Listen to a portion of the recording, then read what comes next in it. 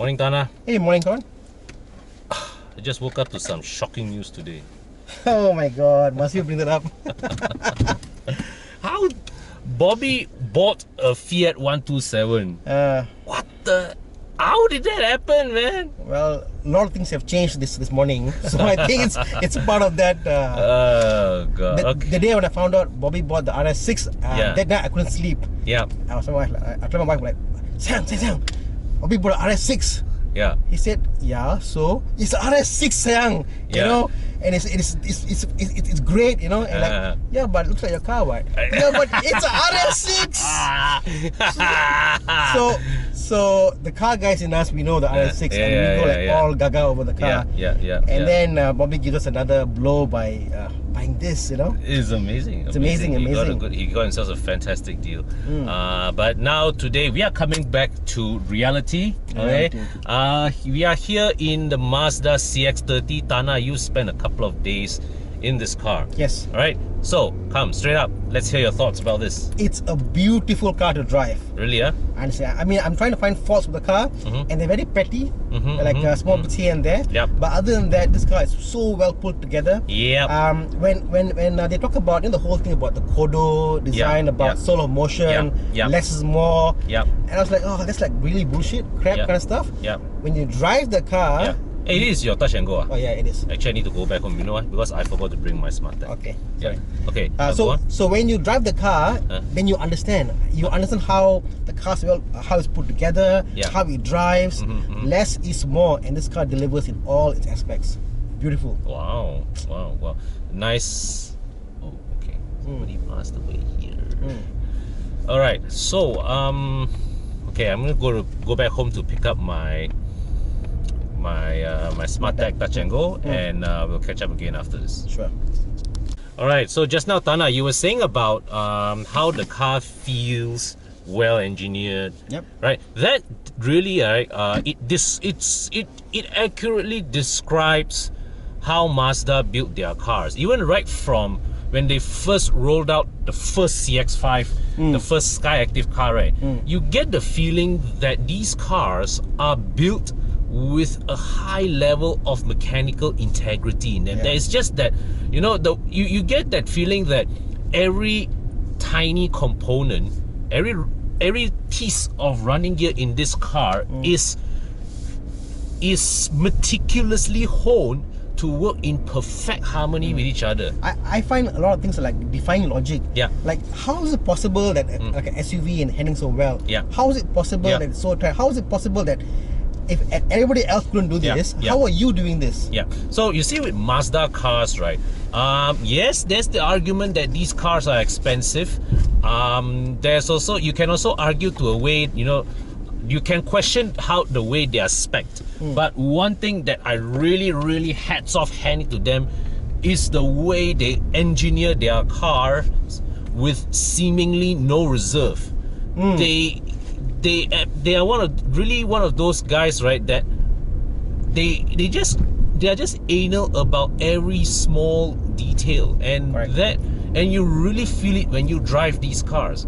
You feel the solidness, of the running gear. Yeah. Have you read about? I mean, obviously you have. Like back when the metal prices were very high. And the question about why don't you use lower quality metals? And then they're like, nope, we are doing the car the way it's meant to be done. Yes. Yep. Yes. And the cars are obviously good metal, aluminum block, magnesium alloy, whatever. So you see, like as we'll elaborate later, right?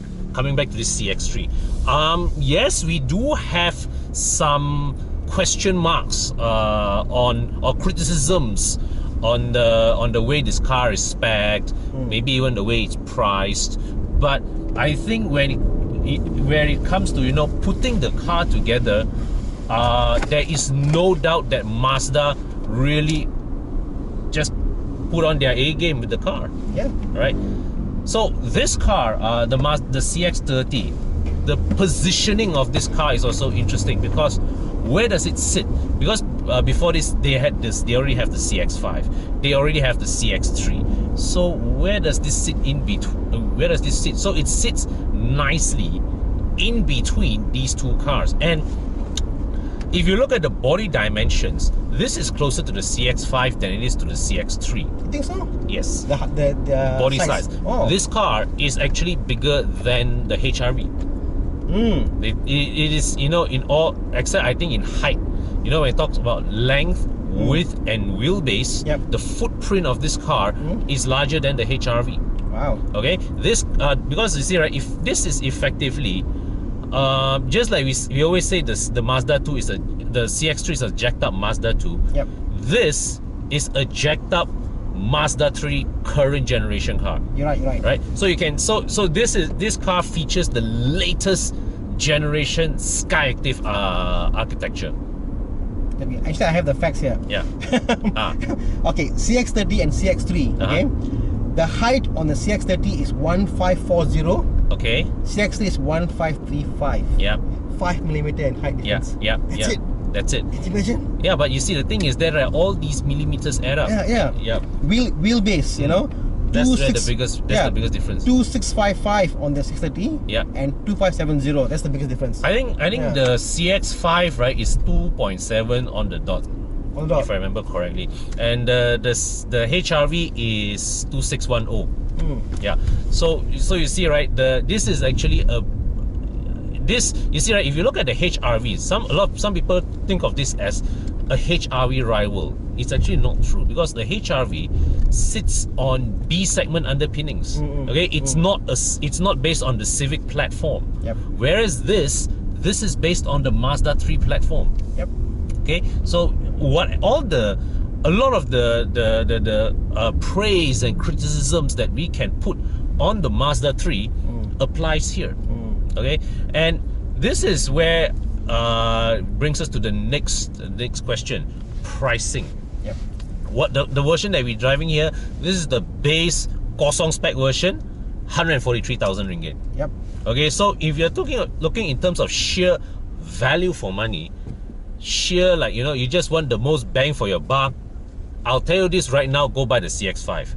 Done. Yes. End of story. No question. All right.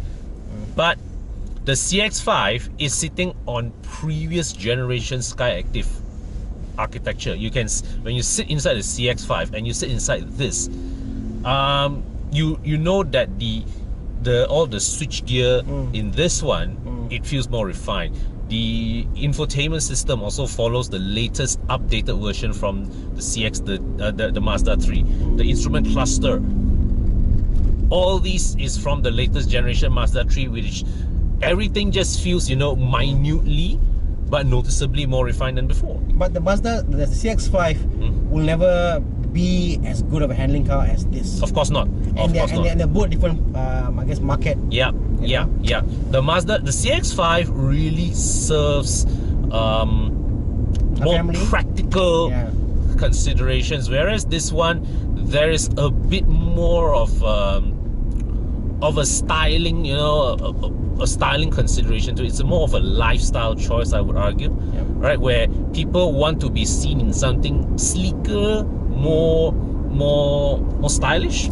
How do you find this car compared to CX-3 in terms of just the dynamics? This is definitely way up over the CX-3.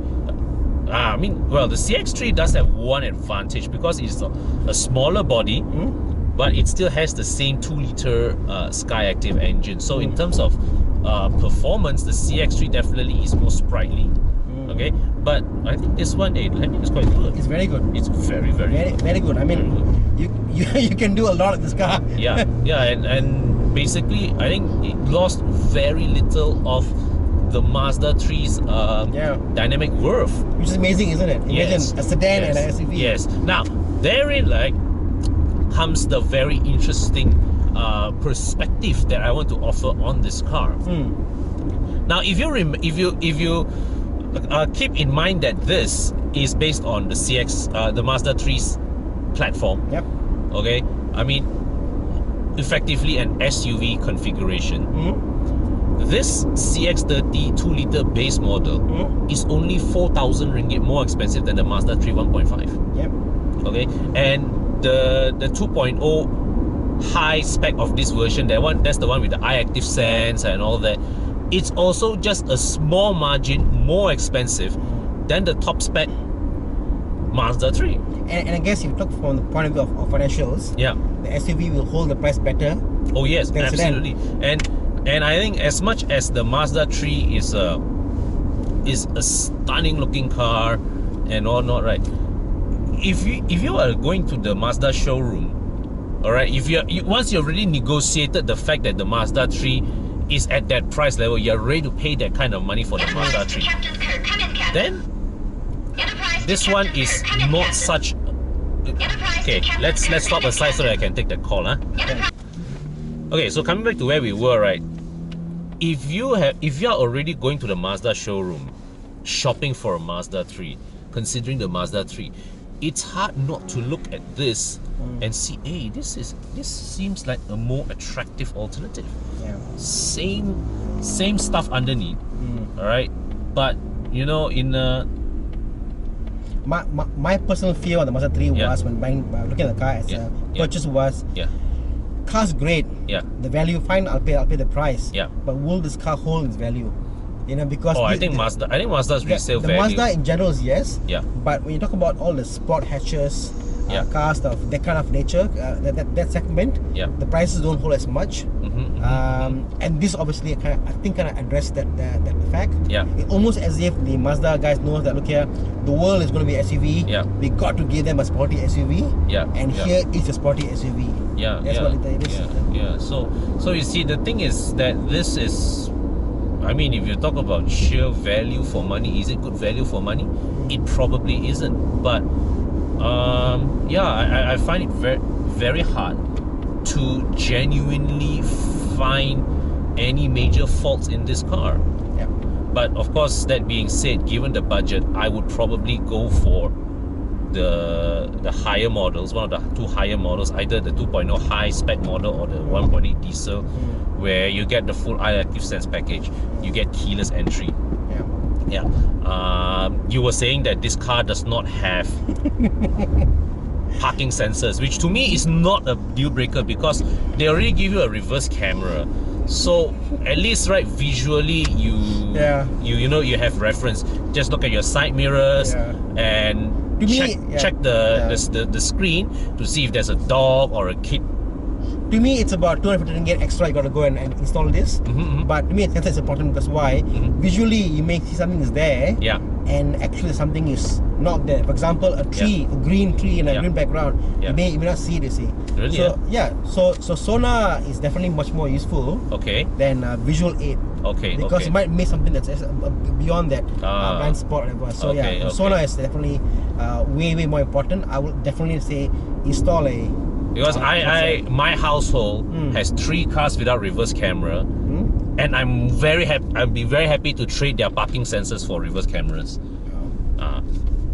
So that's the thing. And here in this spec versus the higher spec one, what you get fabric seats. To me, it's okay. I actually prefer sitting on fabric. No panoramic, no sunroof. Not a big deal for me. Maybe a plus point actually. That's a weight. But I think the iActive Sense package, that's something that that most of you would probably want to have. Is that the blind spot assist and blind spot warning, the lane departure warning, auto braking, the whole works lah. So there you have it. This is the Mazda CX-30. We just tested the basic 2.0 G model, all right, 143,000 ringgit. Not the best in terms of sheer value, but overall a very well engineered car, and definitely a good alternative to consider if you are already looking at the Mazda 3, and you are, you're still, you're open to the idea of going into an SUV crossover kind of vehicle, then this is really not a bad alternative at all. I actually think this is going to push the sales of CX-5. Really? Because there's going to be guys coming in and they're going to be like, oh, should I get a smaller car, smaller Mazda, whatever? And they'll be like, shit, the Mazda CX-5 is actually a very good value. It probably is. It makes the better value, and they may not sell this in volume, but I think this is a platform to show how well Mazda can be. And I think it will help the brand as a whole. And I think right now in the market, the CX-5 is still the best all-round SUV in the segment. The best all-rounder in the segment. There's some guys who disagree. They go like, why does Evo guys, Austin guys all love CX-5? There are comments in the. No, I mean, we are not saying that it's the only SUV you should buy, but we are just saying that as a package, it's difficult to argue against. I mean, yes, it's significantly more expensive than a Proton X70, but the car's interior, the build quality of the interior is, in my opinion, built to practically premium standards. And what I said earlier about how Mazda cars, they have that mechanical cohesion, that engineering integrity in their cars, that when you drive it, you just feel everything is working in perfect harmony with each other. It's something that not a lot of the alternatives in the market are able to offer. Exactly. Right? Not even the highly rated Proton X70. So I mean, if you look at the CX-5 versus the rest, the X70, the CR-V, each of these cars, they have their own sets of merits, their pros and cons. Right? The X70 is fabulous value for money, and it is also a very well put together product. The CR-V is, I would say, in terms of its interior layout, the best laid out interior in the segment. The Tiguan, the 388, they each have their own, right? But I mean, you look at the main rivals, these are it. So, but when you put the CX-5 next to these guys, the CX-5 just feels like, hey, it's the best. Let's make it interesting. Yeah. X1 versus this car. What did you get? I know what I want to get. You want to get this one? I'll get this. Oh, really? Yeah. I think this car handles, looks, feels better value money wise, and this is better than X1. Yeah, actually, the X1 feels more mass market compared to the CX-30 here. The X1 is also it's a very good utility product actually. Because you see, one of the conclusions I came when I reviewed the X1 was that, you see, BMW has been insistent on building rear-wheel drive cars for the longest time ever, right? And suddenly they go to front-wheel drive. In terms of driving dynamics, those of us coming from older BMWs, they go into an X1, you go, no, it does not drive like a BMW. Okay, but the interior designers, because suddenly they no longer have the burden of accommodating that prop shaft, they suddenly, wow, they found so much space. And I think the X1 has a very, very well laid out interior, a very practical interior. Sure. Yeah. So I mean, if you are shopping for something with practical considerations, but you want a premium badge, the X1 is actually a very worthwhile consideration. Yeah. Anytime. X1, it's probably not one. The X1 is a BMW that you would go for on a BM. It's not a BM. Not to say a BM is not a BM, but it is a BM that you would go for on practical merit rather than emotional appeal. Okay. Yeah. Okay. Fair enough. I'll get this car. Yeah. This car actually looks and feels more mahal than the X1. Exactly. Yeah, no question. Way more premium. Okay. Way more premium. Okay. So thank you guys for watching, and we'll drop Tana off, and I'll just head somewhere to do a walk around. Cheers.